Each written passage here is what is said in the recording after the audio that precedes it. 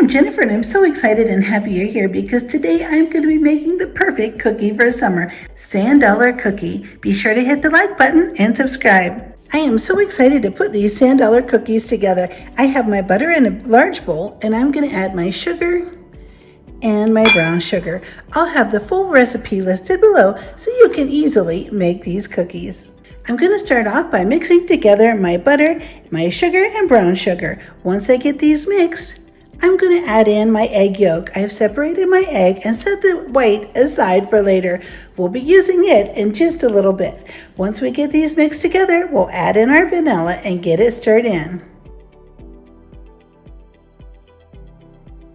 We'll set this egg white in the refrigerator and save it until later. Now that we have our wet ingredients all mixed up in another bowl, we're going to take this big bowl with our flour and we're going to add in our salt, our baking soda, and our cinnamon.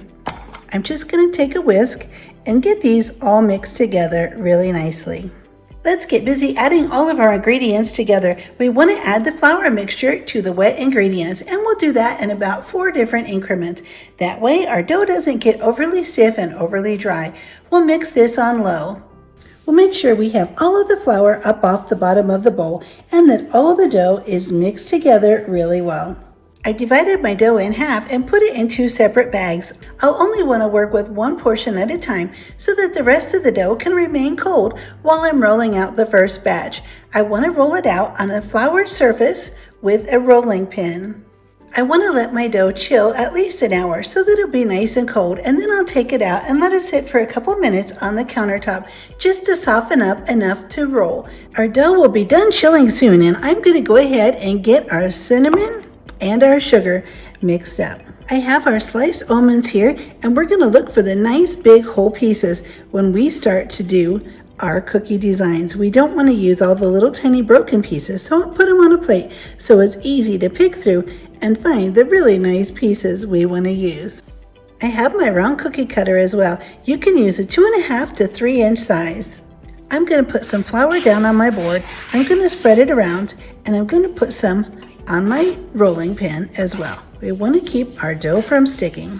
I've just taken one of our dough discs out of the refrigerator, and I'm going to let this sit out on the kitchen counter for about 10 minutes, just so it isn't so hard and it's easier to work with. Now let's get busy rolling out our dough. I put some flour down on the dough and also the rolling pin. We're going to roll our dough out to about 1/4 inch thick. Now I'm going to take my cookie cutter and dip it in the flour so that it doesn't stick. I'll go around and start cutting out all of the cookies.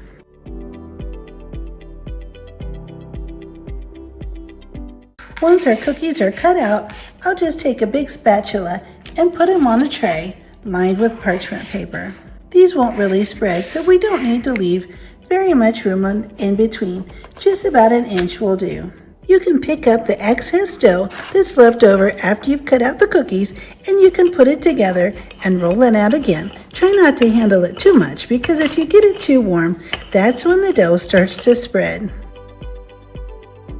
Our cookies are all cut out into round discs, and they're put on the trays with parchment paper. We're going to put a very, very light brushing of egg whites right over the top of the cookies, and then we'll put a very light dusting of the cinnamon sugar on top. The egg white will help the cinnamon sugar stick, and of course the almonds as well. We don't want to put on the cinnamon sugar too thick because we want to make sure that there's plenty of egg white to let the almonds stick. Be sure to press the little almonds right down into the top of the cookie so that they don't fall off. And now that we've put our almonds all around in the shape of a sand dollar, we're going to put these in our preheated 375-degree oven. We'll put these in for just about 8 to 10 minutes. And here is how our wonderful sand dollar cookies turned out. They're absolutely delicious and beautiful. I am so happy you were here. I had such a wonderful fun time putting together these beautiful sand dollar cookies. I hope you give these a try and realize just how fun and how delicious they are. I would be so happy if you click the like button and subscribe, and I'll see you next time.